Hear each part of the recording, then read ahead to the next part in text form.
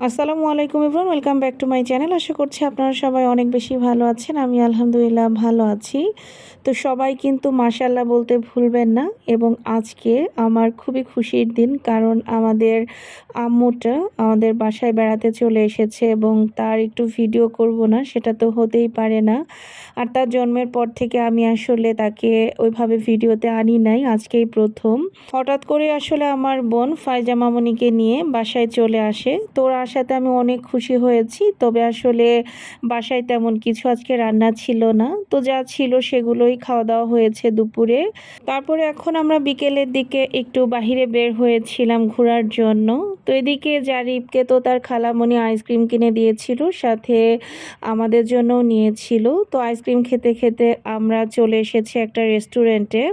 যদিও এই রেস্টুরেন্টের নাম আমার এই মুহূর্তে একদমই মনে নেই, তবে এই রেস্টুরেন্টটা চায়না প্রজেক্টের একদমই কাছে। এর আগেও আমি বেশ কয়েকবার এসেছি এবং ভিডিও করেছি।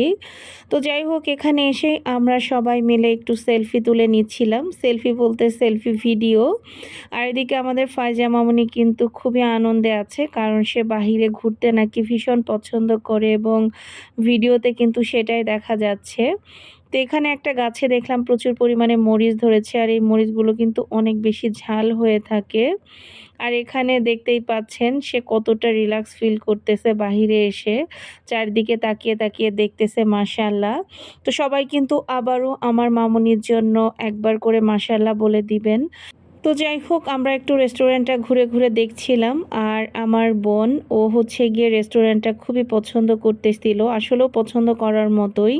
এখানে আসলে আপনার মনটা অটোমেটিক্যালি ভালো হয়ে যাবে, এত সুন্দর একটা প্লেস। এবং সন্ধ্যা হওয়ার সাথে সাথে এখানে অনেকগুলো হারিকেন জ্বালিয়ে দেয়।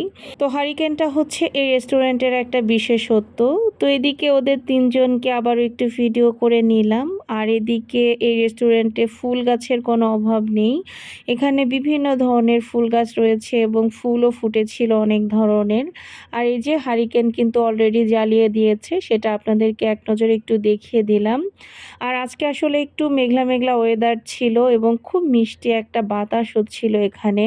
এখানে কিন্তু আমরা কোনো ধরনের ফ্যান চালাচ্ছিলাম না, এর পাশে বড় বড় স্ট্যান্ড ফ্যানগুলো রয়েছে, তবে এত মিষ্টি বাতাস হচ্ছিল যে ফ্যানের কোনো প্রয়োজন ছিল না। তো এখান থেকে আমরা একটা চিকেন নাচোস অর্ডার করেছিলাম, ওনাদের নাচোসটা অনেক মজা। দেন আমরা বাসায় চলে আসি। আর এটা হচ্ছে গিয়ে তার পরের দিন রাতের বেলা। আজকে জারিফের বাবার দাঁত তোলা হবে, তো সেজন্য আমরা চলে এসেছি ডক্টরের এখানে। আর এখানে এসে আগে আমরা কিছু খাবার দাবার খেয়ে নিচ্ছিলাম, কারণ সবারই হালকা পাতলা ক্ষুধা লেগে গিয়েছিল। তো খাওয়া দাওয়া শেষ করারও বেশ কিছুক্ষণ পরে জারিফের বাবার দাঁতের কাজ শুরু হয়ে যায়। এবং আজকে জারিফের বাবার একটা আক্কেল দাঁত তোলা হয়। ওর দাঁতটা একদমই বাঁকাভাবে ছিল, সেজন্য তুলে ফেলতে হয়েছে। তবে দাঁতটা তুলতে আসলে খুবই কষ্ট হয়েছে জারিফের বাবার।